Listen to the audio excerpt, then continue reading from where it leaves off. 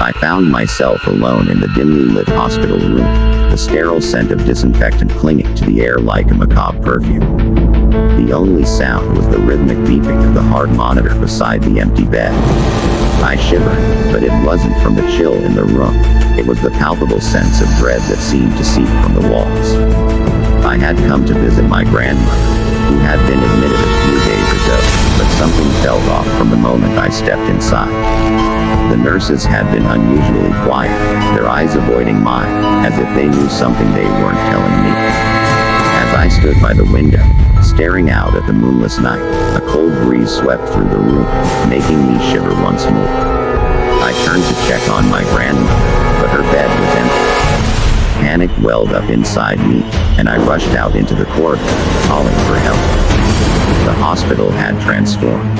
The once bustling halls were now eerily silent, and the flickering fluorescent lights cast long, distorted shadows on the walls. I stumbled down the corridor, each step echoing in the oppressive silence. It was as if the entire hospital had been abandoned, and I was the only one left. I finally reached the nurse's station, but it was deserted. The computer screens displayed nothing but a blinking cursor, and the papers strewn about were covered in indecipherable scribbles. My heart pounded in my chest as I continued down the labyrinthine hallways, searching for any sign of life. Then, I heard it, a faint, ghostly whisper that sent shivers down my spine. Help me.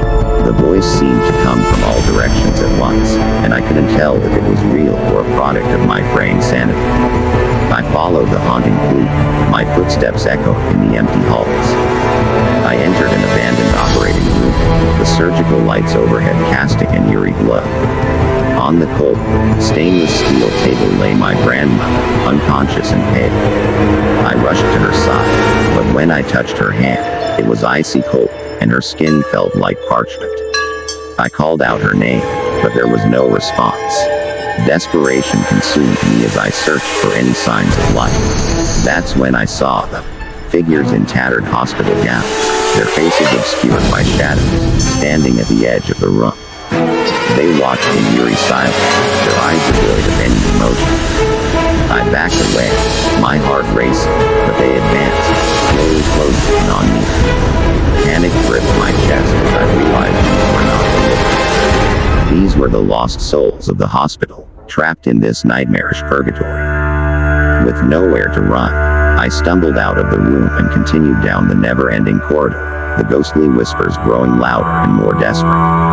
The walls seemed to close in on me, and the flickering lights above cast twisted, contorted shapes on the floor. I turned a corner and found myself in a decrepit ward.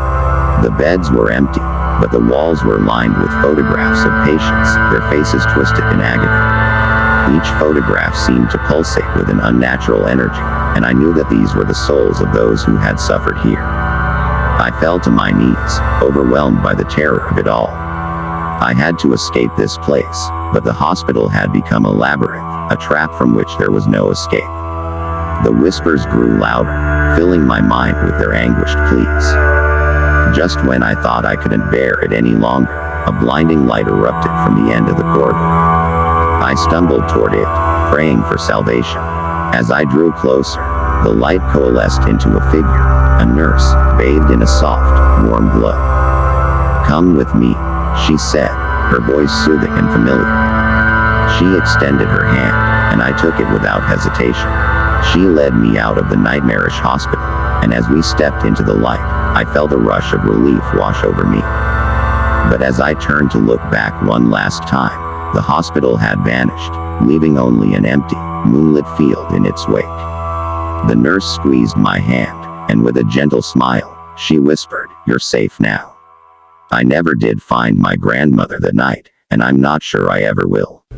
Hi But guys, one thank thing you is so much certain, for watching. I'll never And forget if you the like horrors horror that sounds, lurked please within the make sure to walls of like that and accursed subscribe if you hospital, want to. and the See you chilling in the next video. realization that Bye. some nightmares are all too real.